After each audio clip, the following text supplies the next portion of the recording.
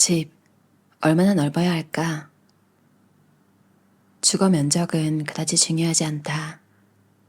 더 많은 방과 더 넓은 발코니가 있는 더 넓은 집에서 살면 만족도가 높아질까?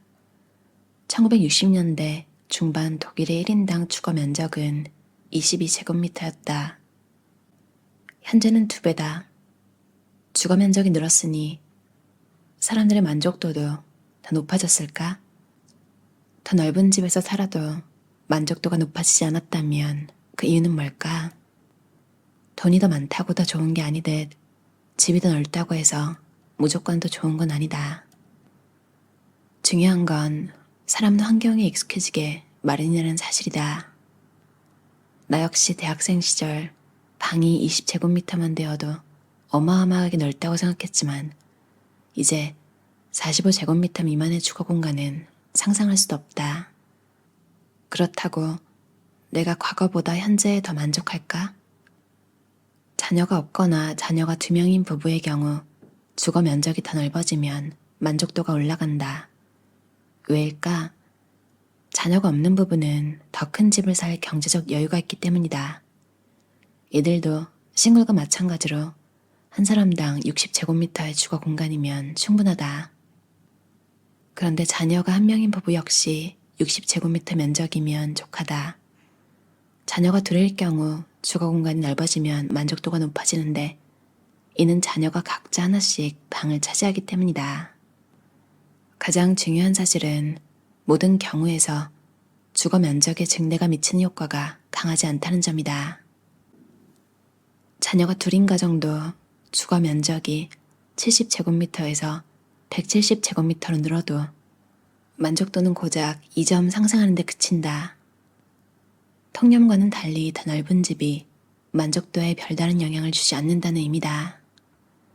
또한 방의 개수도 큰 영향을 미치지 않는다. 가족 수보다 방이 더 많은 집으로 옮긴 경우에도 가족 수보다 방 수가 더 적었을 때와 비교해 만족도는 그다지 높아지지 않았다. 앞뒤가 맞지 않는 소리처럼 들릴지 모르겠다. 하지만 정작 만족도에 영향을 끼치는 요소는 주거 면적이 아니라 부대시설이다. 소득과 가족 상황, 주거 면적과 무관하게 정원이 있으면 만족도는 약 0.4점 더 높아지고 발코니나 테라스가 있으면 약 0.6점 더 높아진다. 하지만 역시나 지대한 영향을 미치는 요인은 아니다. 이는 여타 연구에서도 입증된 바 있다. 더 넓은 주거 공간으로 옮기면 단기적으로는 공간에 대한 만족도는 높아지지만 삶의 만족도는 높아지지 않는다. 오히려 몇 년이 지나면 더 넓은 집에 대한 불만족도가 높아진다. 연구원들은 주거 공간의 크기는 이른바 위치제로 변하기 때문이라고 주장한다. 더 좁은 공간에 사는 사람들보다 우월하다고 느끼는 요인으로서 더 넓은 공간을 소유하려 한다는 것이다. 하지만 보다시피 다른 사람보다 우월하다고 느낀다고 해서 행복해지는 건 아니다. 비용이 더 많이 든다는 점도 더 넓은 집이 만족도를 높이지 않는 또 다른 이유다. 월세는 소득의 4분의 1을 넘기지 마라. 누구나 더 넓은 집을 원한다. 수입이 줄어들길 바라는 사람도 없다. 그러나 돈이 없으면 집을 얻을 수 없다. 연구기관들은 대도시의 노년층 주민들과 가구 중 약 40%는 소득의 30% 이상을 월세로 지출하므로 가계 부담이 가중된 상태라고 경고한다. 불만족도가 높아지는 것도 그래서다. 소득의 25%를 월세로 지출하는 사람은 10%를 지출했던 때보다 불만족도가 0.7점 높을 뿐이지만 터무니없게도 소득의 45%를 월세로 지출하는 사람은 불만족도가 3점으로 높아진다. 가정, 반드시 꾸려야 할까? 자녀는 만족도를 높여주지 않는다. 나는 별로 입장을 할 게 없다. 자식이 있어도 좋지만 필수라고 생각하진 않는다. 살다 보면 별일이 다 생기기 마련이다 라는 쾰른 지방의 격언이 내 인생의 좌우명이기 때문이다. 삶의 만족도 데이터에 따르면 과연 누구의 생각이 옳을까? 아이가 있으면 만족도가 더 높아질까? 여기서 자녀가 있는 집단과 없는 집단을 비교하는 건 무의미하다. 만족도가 더 높은 사람들이 자녀를 출산할 확률도 더 높을 수 있기 때문이다.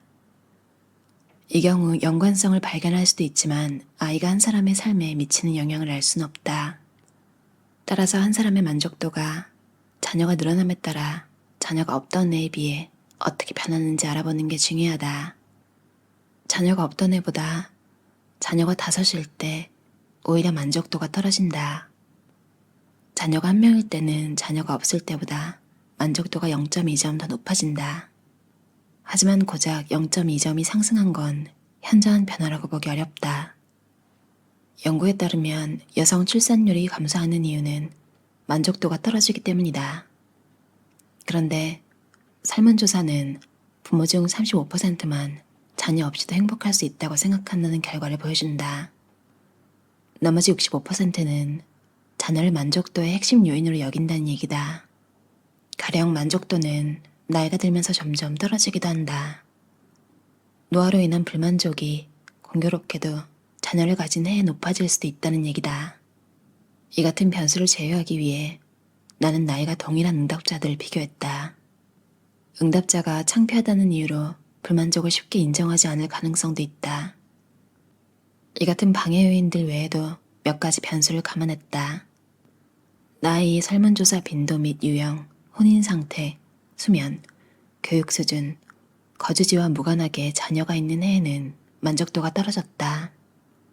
자녀가 인생에서 매우 중요하다고 말하는 사람조차 만족도가 높아지지 않은 것으로 나타났다. 자녀를 원하는 것과 별개로 자녀 자체가 우리를 행복하게 해주는 건 아니라는 뜻이다. 신생아가 삶의 만족도를 높여준다는 사실은 기존 연구에서도 여러 차례 입증된 바 있다. 하지만 2살이 된 직후부터 만족도가 감소한다. 부부가 똑같이 양육 책임을 분담해 원만한 부부관계를 유지하는 경우라도 부모의 만족도가 지속적으로 높아지진 않는다. 자녀가 집 밖에 나가 있을 때도 자녀가 없는 부모보다 만족도가 더 높지 않았다. 자식이 있다고 해서 만족감이 더 높아지진 않는다. 둘째를 낳는 것도 별 도움이 안 된다. 자녀가 아무리 많아도 한 명도 없을 때의 만족감을 능가하지는 못하기 때문이다. 회개한 말처럼 들리겠지만 결국 자녀는 부모의 만족도에 아무런 역할도 하지 않는 것처럼 보인다. 자녀를 낳든 말든 상관없다는 말이다. 왜 자녀는 만족도를 높이지 못할까? 한 가지 이유가 있다. 기저귀를 갈아야 한다는 이유도, 야단칠 일이 많다는 이유도, 양육 부담 때문도 아니다. 그보다 더 진부한 이유 때문이다. 바로 돈이 들어서다. 자녀가 있으면 가진 돈을 아이와 나눠야 하고 그 결과 자신에게 쓸 돈이 더 줄어든다. 가구 구성원당 소득이 자녀 출산 후에도 줄지 않는다면 자녀는 분명 만족도를 높여준다. 여기서 한 가지 의문이 생긴다. 자녀가 있어도 가구 구성원당 소득이 줄어들지 않는다면 만족도가 높아지는 게 이해가 되지만 애초에 일을 하지 않아 소득이 없는 사람도 자녀가 있을 때 만족도가 높아지는 건 왜일까? 이는 자녀 때문에 손해를 입을 일이 없는 경우로 봐야 한다. 애초에 돈벌이가 없었던 사람이라면 자녀 출산으로 포기해야 할 직장도 없으니 손해볼 일이 없다. 고소득층은 자녀 때문에 손해가 커서 괴로워하고 가난한 사람은 소득 상실로 자녀에게 더 큰 상처를 주기 때문에 괴로워한다. 그다지 유쾌하지 않은 사실은 대다수 부모가 자녀가 있어 좋다고 말은 하지만 실제로는 함께 보내는 시간을 즐기지 않는다는 점이다. 자녀와 함께 시간을 보내는 건 별로 좋아하지 않는데도 자녀가 삶을 풍요롭게 해준다고 생각하는 건 인지부조하다. 돈과 시간, 노력을 그렇게 쏟아부었음에도 만족감이 높아지지 않는다는 사실을 인정하고 싶지 않은 것이다. 이런 사실을 알게 됐다고 해서 나를 원망하는 일은 없기 바란다. 데이터가 말하길 현실 이렇다는데 나도 별 도리가 없다. 재산이 줄어들어도 상관없고 출산에 반감이 없으며 부부관계가 안정적이고 연령대가 높은 편이라면 자녀가 만족도를 더 높여줄 가능성이 있으며 적어도 만족도가 떨어지진 않을 것이다. 자녀 자체는 만족도를 높여주지만 그로 인한 소득 상실은 불만족을 부른다. 이 2가지 요소가 상쇄되기 때문에 출산 후에 더 행복하지도 더 불행하지도 않게 된다. 자녀 출산의 장단점을 늘어놓은디라 병주고 약주는 소리처럼 들리겠지만 그냥 편하게 생각해라. 옳고 그른 건 없다. 자녀를 가지든 안 가지든 장단점은 서로 상쇄된다. 자녀가 생기면 키우면 된다. 어차피 만족도는 별 차이가 없다. 마틴 슈레더 저자의 만족한다는 착각이라는 책이었어요. 읽으면서 데이터에 기반한 내용이잖아요. 그래서 우리나라의 송기령 님이 생각이 났고 독일의 송기령 님이구나 이렇게 생각하면서 읽었어요. 84년부터 독일에서 8만 5천 명의 독일인을 대상으로 64만 건의 설문조사를 시행했고 그 데이터를 분석한 내용을 담은 게 이 책이라고 해요. 만족한다는 착각. 전 딱 행복은 잊어라. 중요한 것은 만족이다. 이런 챕터가 있는데 딱 그걸 보자마자 이거는 내가 찾던 말이다. 왜냐면 자꾸 행복을 디폴트로 생각하니까 자꾸 불행한 거예요. 매일 행복할 수 없잖아요. 매 순간 행복할 수도 없고. 그러면 약간 좀 조증 이런 거겠죠? 아니면 뭐 잘 모르겠어요. 그런 사람이 있을 수도 있죠. 근데 저는 안 그래서 계속 막 이유를 찾았던 것 같아요. 근데 만족이라는 기준을 잡으니까 갑자기 나는 되게 쉽게 만족을 하는 사람인데 딱히 음식을 까다롭게 먹지도 않고 뭐 옷을 비싼 브랜드를 찾아서 입는 것도 아니고 직장도 만족하고 유튜브 하는 것도 재밌고 고양이도 건강하고 이것저것 나쁜 걸 찾으려면 끝도 없겠지만 만족이라는 기준으로 생각을 하면 인생이 괜찮은데 지금? 이런 생각이 들더라고요. 집이랑 자녀? 이런 게 되게 궁금했어요. 그래서 집 크기 지금 사는 집의 플로어 플랜을 보니까 55제곱미터? 그 정도더라고요. 그래서 이 책에서 나온 1인당 면적, 행복도 이런 거보다 넘으니까 뭐 괜찮구나. 근데 4분의 1, 월급의 4분의 1을 넘지 말아라 이러는데 세후야 세전이야 막 이런 생각도 들고 이사를 갈까 막 생각을 했었는데 좀 이 내용도 좀 도움이 된 것 같아요. 그리고 자녀.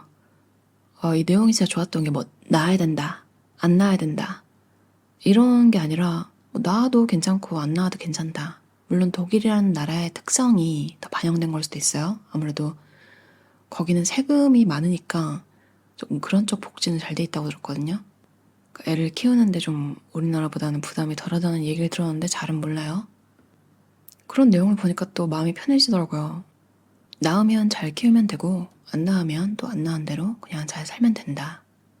어떻게 보면 너무나 정답인 말이잖아요. 근데 행복도 데이터도 그렇게 나왔다니까 되게 뭔가 좀 더 안심이 됐어요. 대신 중요한 건 나을 거면 좀 더 재정적으로 더 많이 준비가 돼야겠다. 보면 돈 때문이라는 얘기가 있잖아요. 그래서 일론 머스크 같은 사람들이 애를 많이 낳으라고 하고 자기는 돈이 많으니까 돈 때문에 애를 못 키우는 그런 걱정은 전혀 없을 거 아니에요. 가난한 사람들이 애를 낳았을 때 많이 못 해주는 것 때문에 그 괴로움 이런 내용이 있는 게 되게 슬펐어요. 애도 그거를 알아도 엄마 아빠를 원망하지 못하잖아요. 어떻게 보면 되게 막 쉽게 생각하고 지나갔던 궁금증들? 그런 걸 데이터를 기반해서 잘 정리된 내용을 볼 수 있으니까 되게 재밌었어요. 뭐 리포트를, 보고서를 막 본다 이런 느낌보다 흥미롭다, 궁금했던 게 좀 풀렸다, 추측, 감 이런 거에 대한 뭐랄까요? 증거? 데이터? 이런 거 보는 거 좋아하시는 분들은 되게 재밌게 읽으실 것 같아요. 이래야 한다, 저래야 한다 막 이런 얘기가 많잖아요. 근데 이런 데이터를 보면 사람들이 진짜로 하는 행동, 속마음 이런 게 나오니까 심리학 책 같기도 하고 되게 재밌게 읽었어요. 다들 만족스러운 삶 사셨으면 좋겠어요. 들어주셔서 감사합니다.